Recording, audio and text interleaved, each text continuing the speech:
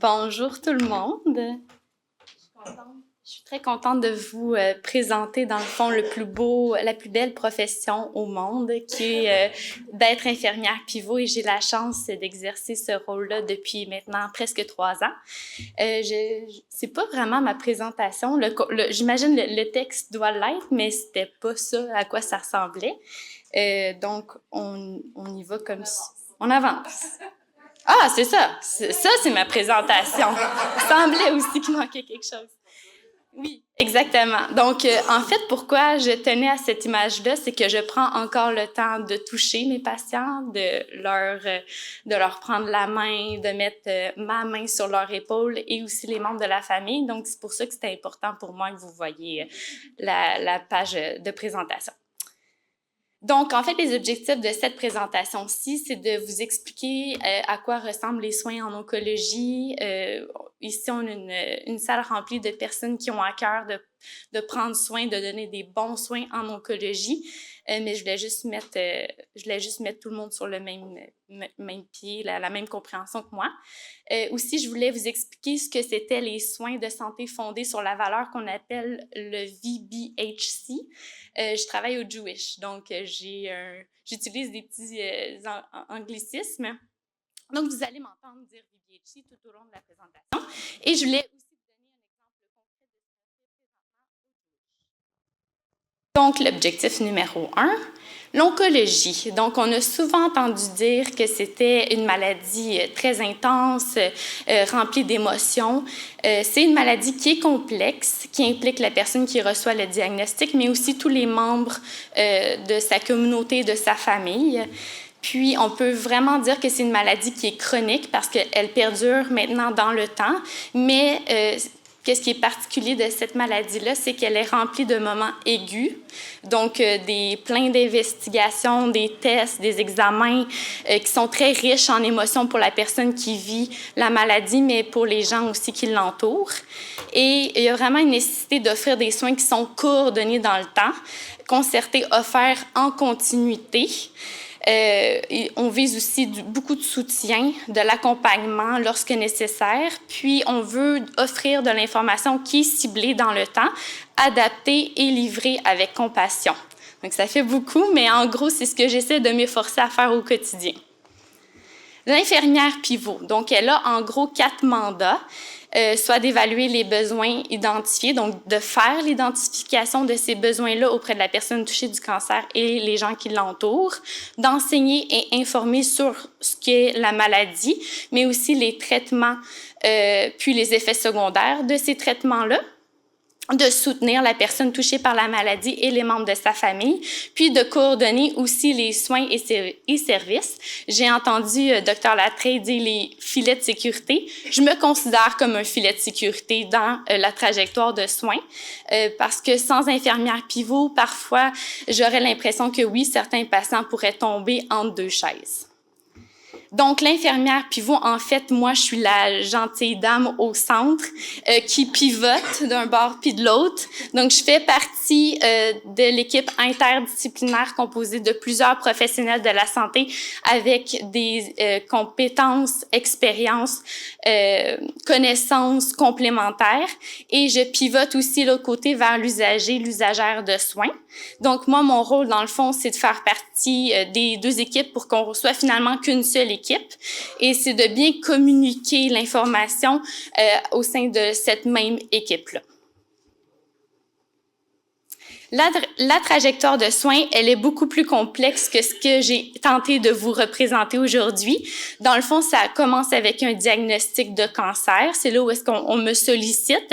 Par la suite, le patient, l'usager de soins peut soit prendre la trajectoire d'une chirurgie, peut aller directement vers les soins systémiques, donc en oncologie, traitement, thérapie ciblée, immunothérapie, chimiothérapie, peut aussi aller en radiothérapie. Puis là, il y a un beau cercle mauve là, qui fait que c'est comme une spirale et c'est ce qu'on appelle les montagnes russes.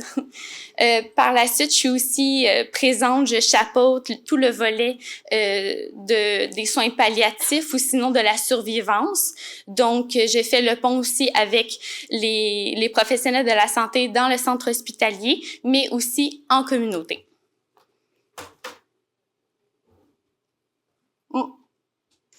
grossièrement, ce sont les équipes qui sont impliquées dans la trajectoire de soins.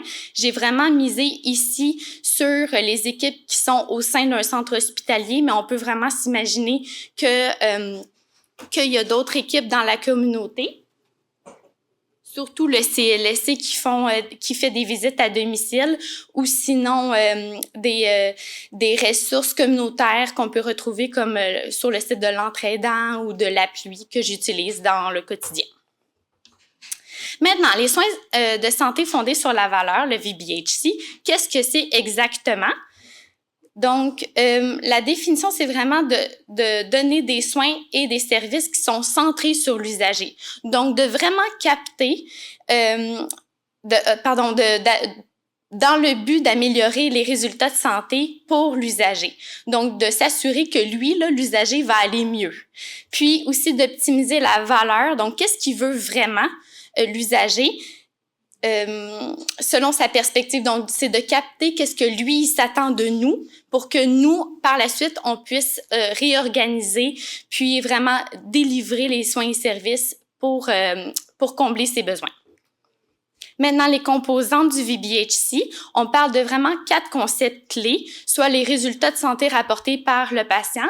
On en a beaucoup entendu parler aujourd'hui, donc les PROs, les PROMs, l'expérience rapportée par le patient, les PREMs, la mesure des résultats cliniques du patient, donc en anglais, c'est les Clinical Outcomes, puis la mesure des coûts associés à la trajectoire pour chaque patient. Ça, là, c'est tout un défi. Maintenant, l'objectif numéro 3, qui est aujourd'hui vous expliquer un exemple concret de qu'est-ce qu'on tente de faire à l'hôpital général juif avec Coalition Priorité Cancer au Québec, puis je suis pas à peu près fière, que je voulais vous dire, c'est l'implantation carrément du VBHC dans les soins offerts pour le cancer colorectal. Donc, c'est un beau projet qui nous demande des beaux... je dirais, j'ai plusieurs mots qui se mettent dans ma tête, là, mais on est tenace et on veut vraiment être des leaders dans cette nouveauté-là. Ça a commencé en décembre 2021, puis on pense que on va pouvoir être en mesure de vous livrer des résultats en juin 2024. Donc, plus précisément, la population du cancer colorectal qui participe à notre projet. Donc, c'est toute personne ayant reçu un diagnostic positif de cancer colorectal à la suite d'une biopsie à la clinique d'endoscopie digestive à l'hôpital général juif. Toutes personnes qui ont reçu des soins et services de cancer colorectal reçus à l'hôpital général juif. Et ça n'inclut pas les personnes qui ont reçu une chirurgie d'urgence. Disons une personne qui s'est présentée à l'urgence, qui avait une obstruction, qui a eu une chirurgie d'urgence. Pour ce projet-ci, on a dû les exclure parce qu'ils ont une trajectoire de soins différente. Donc, on a élaboré un questionnaire qui s'appelle le questionnaire de bien-être, qui est composé, dans le fond, qui vise à capter les PROMs au sein de cette population-là. Puis, on a fait, dans le fond, le choix de nos questions en fonction des recommandations de l'International Consortium of Health Outcome Measures, le ICHOM, pour le cancer colorectal. Donc, c'est vraiment des questions spécifiques qui visent à capter les PROMs des gens ayant reçu un diagnostic de cancer colorectal. On peut voir ici, là, dans un premier temps, il y a une série de questions qui visent à capter les PROMs primaires.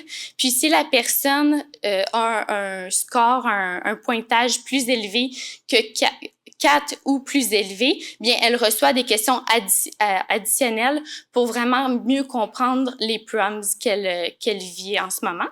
Donc, on a utilisé le questionnaire ISAS-R pour capter les inquiétudes de la clientèle. On a ajouté 24 questions qui proviennent de la liste canadienne de vérification des problèmes. C'est le Canadian Problem Checklist. Puis aussi, on a rajouté le thermomètre de détresse. Donc, en gros, ça ressemble à ça, le rapport qui est réalisé. On l'appelle le Pro Summary Report. C'est ce que le professionnel de la santé obtient. Donc, comme vous pouvez le voir, là, on peut voir le trend over time. Donc, plus que le patient complète le questionnaire, plus que ça génère, dans le fond, un suivi. Puis, on peut voir à travers le temps si ces symptômes s'aggravent ou si ça s'atténue. On vise à ce que ça s'atténue, non pas que ça s'aggrave. Mais si, par exemple, il change de traitement, s'il est en oncologie, il recevait des traitements de chimiothérapie, puis là, il s'en va, il fait sa chirurgie, puis après ça, il est envoyé en radiothérapie, mais on peut voir comment les symptômes changent à travers le temps. Le questionnaire est envoyé par courriel, ce qui est très bien. Ça a une interface, on a utilisé le lien Qualtrics. Donc, c'est une plateforme informatique qui s'appelle Qualtrics. Ça peut être le patient comme le membre de sa famille ou un ami qui complète le questionnaire avec le patient. Ça prend entre 10 et 12 minutes, puis c'est vraiment suggéré de le compléter avant la rencontre avec l'oncologue ou bien l'infirmière qui prend soin du patient. Et comme je l'ai dit, ça génère un rapport de suivi qui est inséré dans le dossier électronique du patient. Donc, on peut s'y référer n'importe quand comme professionnel de la santé pour vraiment faire un bon suivi des PROMs comme l'expérimente le patient. Ici, je trouvais ça pertinent de vous montrer, dans le fond, un sommaire de 40 PROMs, Pro-Summary Report. Donc, en fait, pour notre clientèle plus spécifiquement, on peut voir que la tristesse, c'est ce qui est ressorti le plus souvent chez les 40 personnes qui ont complété le questionnaire jusqu'à présent. On peut voir aussi que la colère, frustration, peur, inquiétude étaient très, très fortes. Il y avait aussi des enjeux au niveau de se sentir comme un fardeau pour les autres, puis des inquiétudes vis-à-vis la perte de poids. J'ai la bouche sèche. Excusez-moi, moi ça m'énerve quand j'entends quelqu'un. Qui avait aussi des inquiétudes par rapport aux finances, puis aussi une incompréhension vis-à-vis de la maladie ou bien les traitements. Donc ça, dans le fond, quand on a un rapport de la sorte puis qu'on compile les données, ça nous oriente vraiment vers notre pratique, à savoir, OK, j'ai cette clientèle-là habituellement ou disons grossièrement, c'est ce qui est le plus souvent soulevé. Donc moi, j'ai le rôle en tant qu'infirmière pivot de donner plus d'enseignements dès que je rencontre un nouveau patient pour justement atténuer dès le début ces PROMs-là. Ah, l'intervention d'infirmière Pio, c'est moi. À la suite de la complétion du questionnaire de bien-être, donc, il y a l'évaluation des PROMs, ça c'est mon rôle et d'autres professionnels de la santé aussi. Il y a l'enseignement qui est pertinent en lien avec les PROMs, donc de prendre les résultats et d'enseigner auprès de l'usager et les membres de sa famille pour justement atténuer l'intensité de ces PROMs-là. Aussi, qu'est-ce qui est superbe, qu'est-ce qu'on a élaboré, comme l'expliquait un peu plus tôt Karine, c'est qu'on envoie des fiches d'information sur la gestion des symptômes. Donc, ça autonomise le patient. Ça veut dire que si il y a un pointage élevé dans le sens de l'anxiété ou diarrhée, nausée, ben ça l'envoie un lien Internet sur son adresse courriel. Il clique sur le lien, puis ça donne une série de recommandations professionnelles sur comment est-ce qu'il pourrait gérer lui-même ses symptômes. Fait que c'est très bien au lieu d'être juste en attente puis d'attendre le rendez-vous avec l'infirmière pivot ou l'oncologue, ben tout de suite il reçoit un lien puis il peut déjà se mettre à gérer ses propres symptômes. Il y a aussi le soutien approprié qui doit être fait par l'infirmière pivot. Donc, comme par exemple, je peux envoyer une référence vers